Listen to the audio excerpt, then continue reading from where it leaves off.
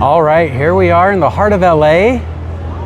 It's a very, very special, important day. It is Free for All Museum Day, when the museums of LA County are free and open to the public, residents and non-residents. This is our day to come down and enjoy many of LA County, Orange County, even all the way out to the Palm Desert. Palm Springs has free museums. It's the day to take in some art, and you don't have to pay a single dollar. Happy Free Museum Day! Woo! Happy Free Museum Day! Yes, you too. Thank you. So we are going to visit some museums. It's going to be my first time going to LACMA. Have you been to LACMA before? Yeah. Okay, we're going to hit up the Academy Museum. Unfortunately, the Grammy Museum and Peterson's are not participating this year. Kind of too bad. But we're going to check out some museums. It's going to be busy. We're down here early. Let's go. Let's explore. Here we go. Here we go.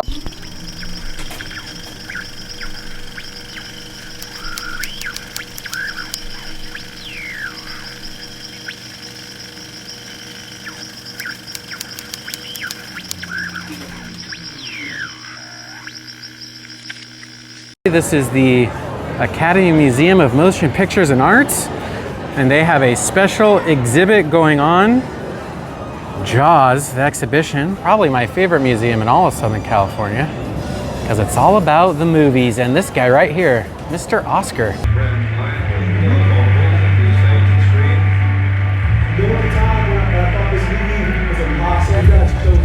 Thank you for the choice.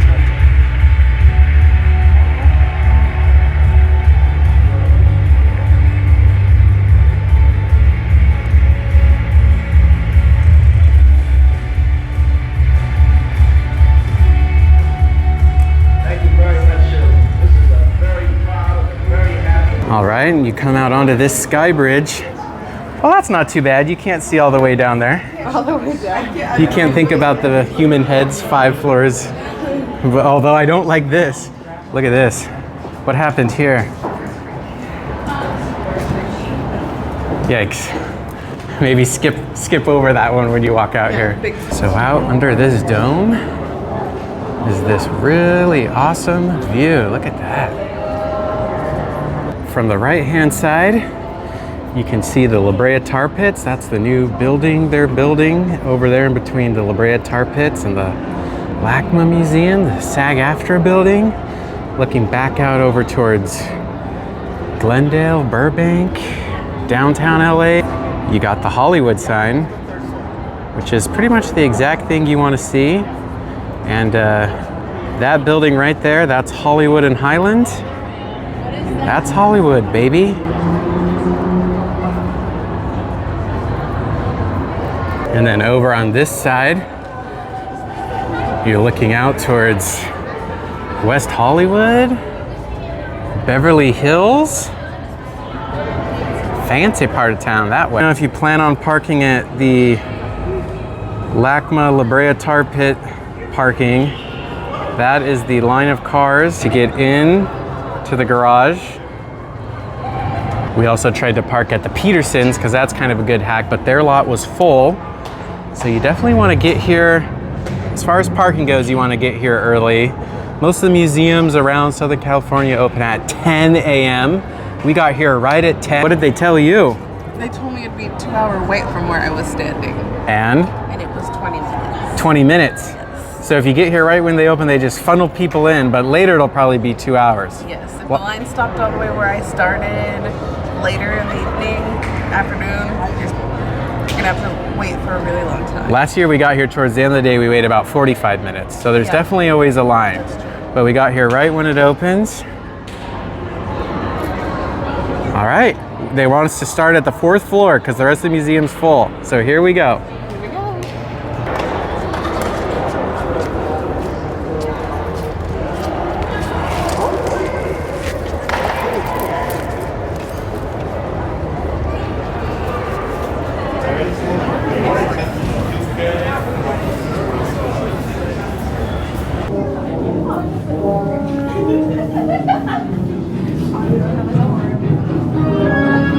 Teeth-shaped clapperboard for Jaws, very fitting. I like that a lot. So they used this shark tooth clapper while filming Jaws, but they had to switch to a regular slate because obviously that was not making enough sound for the audio team, but it looks very, very cool. This is the Panavision underwater camera that they used on Jaws. It is absolutely massive. Pretty much no visibility as to what you're filming, but at least you can know if it's where it's focused, which I guess is helpful. Filming on the beach is pretty much the last location you ever want to go for a production, and this movie pretty much exclusively filmed on a beach and in water, the two most difficult, least desirable locations for your equipment. Look at that. That is absolutely amazing. You can put your phone inside here, press record, and you get that classic beach chair shot with the beach background from the movie. Pretty clever.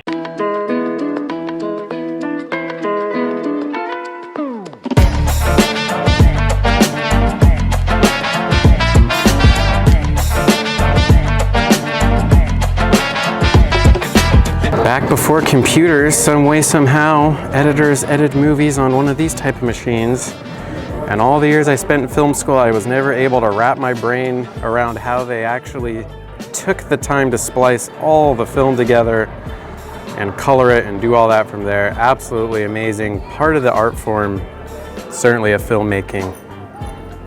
And that's where you get the term leaving it on the cutting room floor. All the unused clips were just left on the floor. A term we still use today. Pretty cool. Steven Spielberg, along with his editor. Her contributions to this movie through the unique style of editing and what she did during production. She probably had just as much creative input and impact on the movie as Steven Spielberg did. In fact, I think he might even give her more credit for saving the film than he gives himself. Pretty cool. Now you can come in this room and you can say the famous line, "We are going to need a bigger boat." Yeah, you definitely are. Probably some of the most iconic props from the movie are these yellow buoys that the shark pulls around. Pretty cool to see them in person.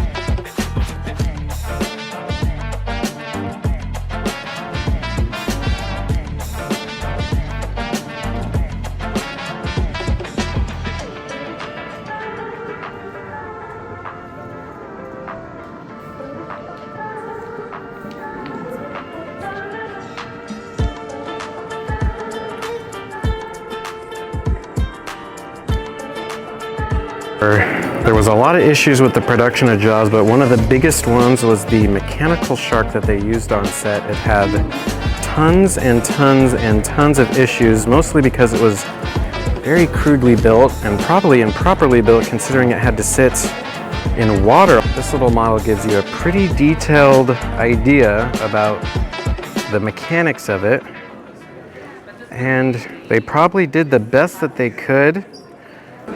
As you can see, one of the biggest problems with the shark was that they had to shoot in the water at just the right height, because if the water was too low, if the tide was out, you could see the mechanics.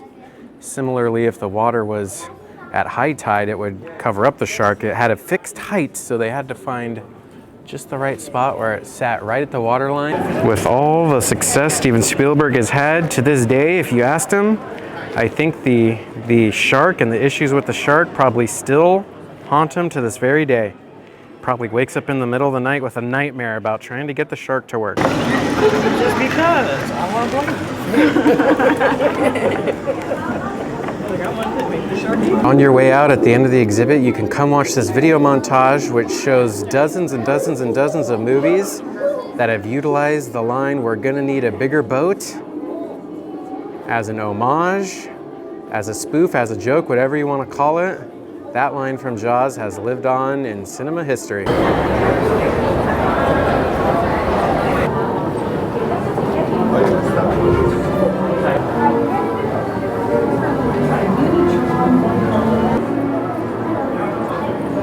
a time lapse of them building that set in real life. Pretty phenomenal set design and certainly craftsmanship for the set construction. The live action remake of Beauty and the Beast was one of the first of many Disney live action remakes, but this one definitely had the most detail and probably some of the best production design that we've seen from any of the live action remakes. A really spectacular prop from the live action Beauty and the Beast. The lantern has these really great claw beast kind of feet on it. Production design is one of those things that when it's done right on a movie, you definitely notice.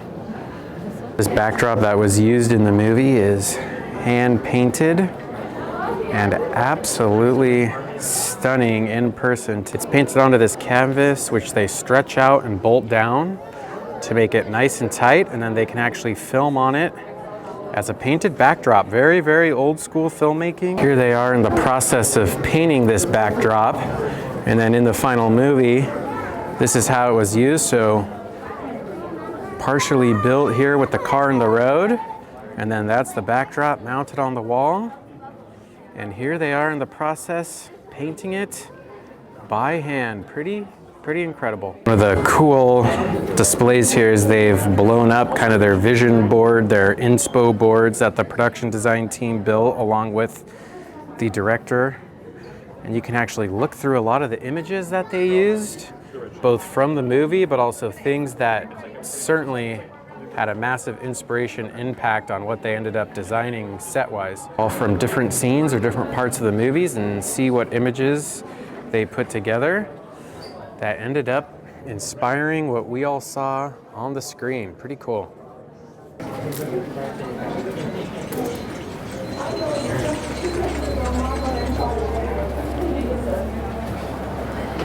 Nice. Cannot come to the Academy Museum without seeing some actual Academy Awards or Oscars. They have a whole room here. The round base that they stand on is actually a film reel. When you touch these things, when you're doing your acceptance speech, your hand gets very sweaty and it actually ruins the gold material. And there's a guy in LA, only one guy certified to work on these. He owns a tiny little shop, and every celebrity who's won an Oscar has been to that guy's shop to get the legs of their Oscar repaired from their sweaty, nervous hands. Of course, after you win your Oscar, you go into a press room where you're required to hold it. Your hand sweats more, and by the end of the night, your Oscar looks a lot less gold. So you gotta go get them freshly touched up. Pretty cool, a little behind the scenes of winning an Academy Award. One of the most popular museums that is free today, right next door to LACMA. You got a big crowd waiting outside. There's always a line to get in. This is one of the main popular stops. Lots and lots of people wanting to go in there and learn. They want to learn all about the movies. So we've left the Academy Museum. We're headed over to LACMA, and you got to come over to the ticket booth, even though it's free, but you got to get a ticket.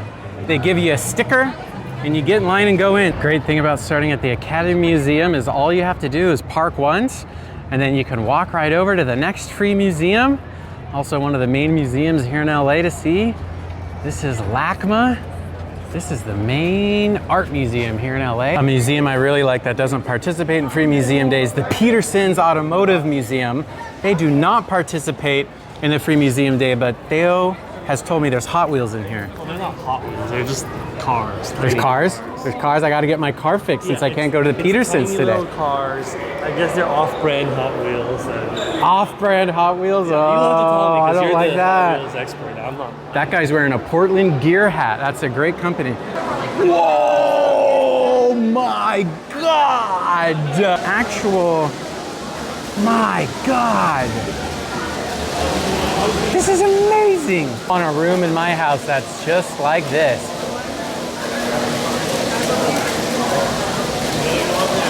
I want one. I want one of these. You want to get one of these for your house? Yeah, do they sell it in the gift shop? Yeah, they must. How many layers. That thing is not simplistic. This is certainly not the most highbrow art installation at this museum, but boy, is it popular. People viewing it on the ground floor, the top floor, sounds, it has movement and colors. It's art, baby, it's art.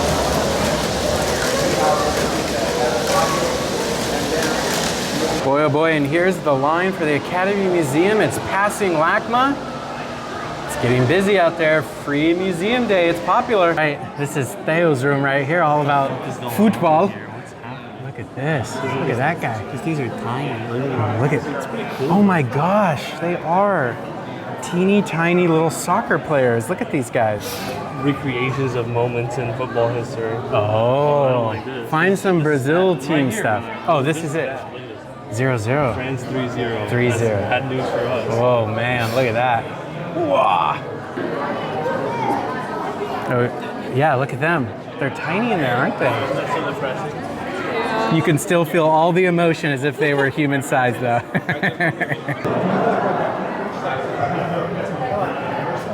That is one big elevator. Wow. That whole thing is an elevator shaft. Look at that. Amazing. That mirror over there makes a reflection.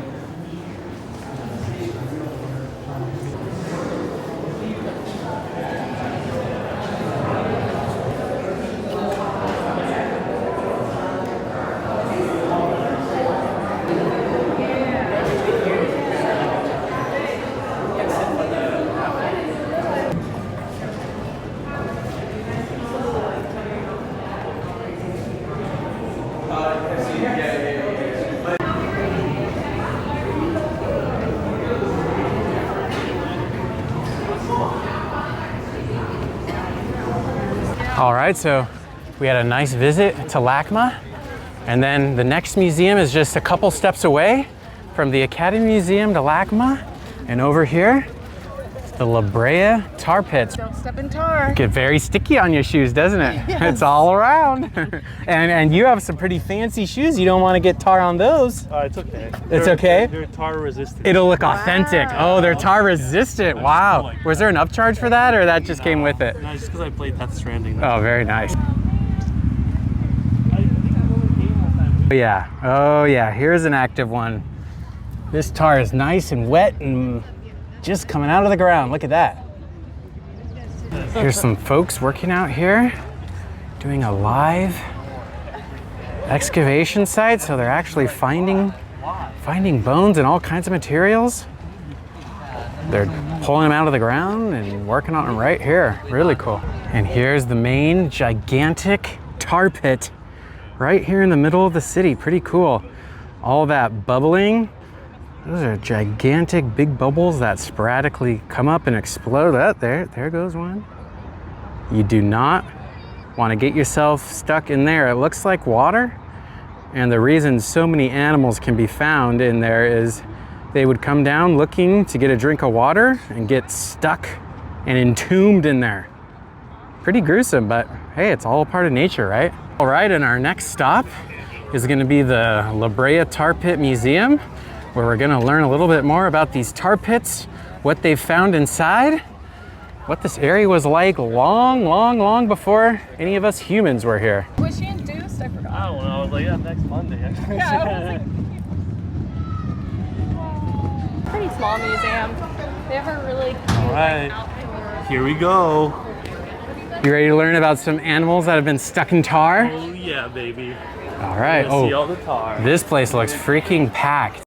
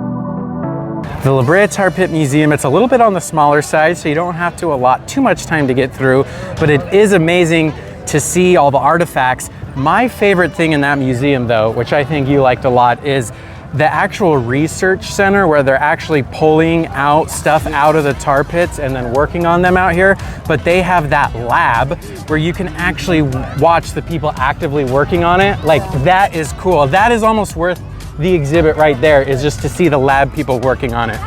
It's kind of a behind the scenes look at smart science people. I also really like that pit that they have that's tar. They have a stick and tar, so you can kind of feel what it feels like to get stuck and right. pull it out.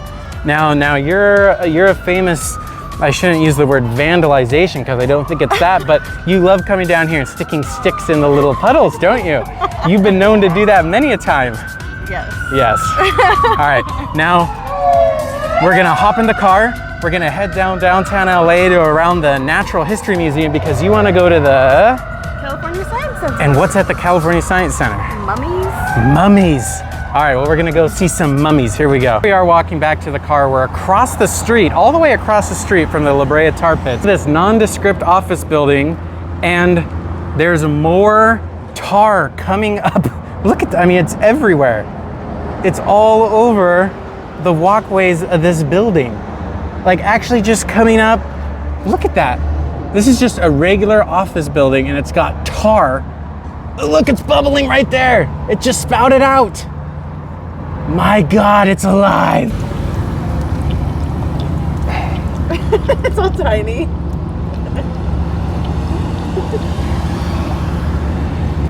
Look at this, even down the block still, it's alive.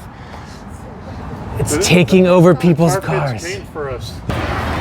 We've made it down to our next stop now, the California Science Center. Very busy today. There's also a soccer game happening, but we've made it. We're going in to see if Cheyenne can see her mummy.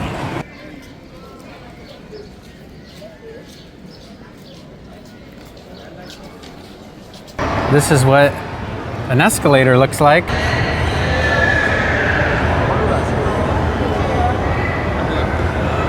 Well, you're not gonna get to see your mummies, my love. My mummy. You have to pay to see those. And we're doing free museum day. Yes. One thing about Free Museum Days, it's definitely changing as the years go by. I think like the economy and things like that, a lot less museums are participating. A lot of museums like the California Science Center are not fully open. So I actually want to give a lot of props to the Academy Museum, which is actually not related to like the city or the county in any way like these museums are. They're fully open, and that's an expensive ticket to go there. They're fully open. Everything, all the exhibits are accessible there. It's kind of too bad. I wish some of these museums would be a little bit less strict with limiting access to things. It's one day a year, but we're gonna look around the Science Center briefly and see what we can see that's non-mummy related. Here's some sperms. Very good, very educational in here.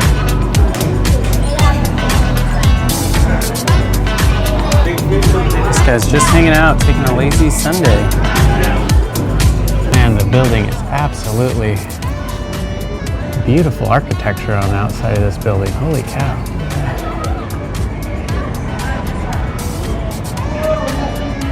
Just a few steps away from the California Science Center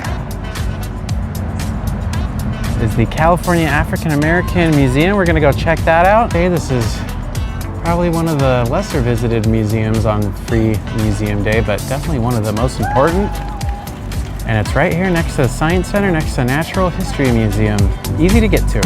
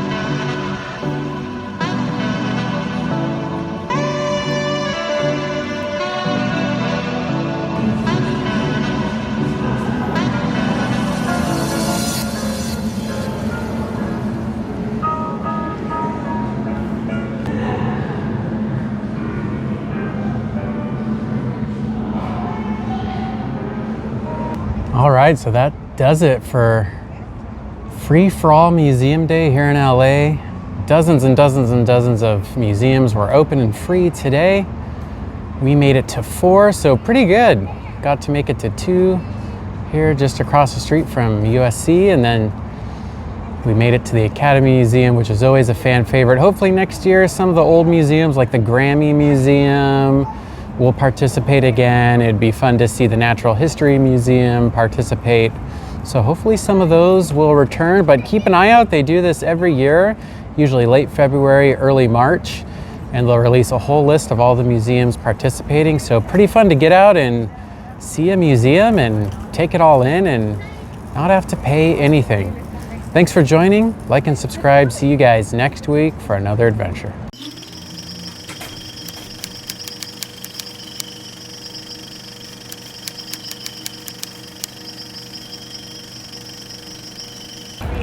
Look, I found some tracks. Look at that.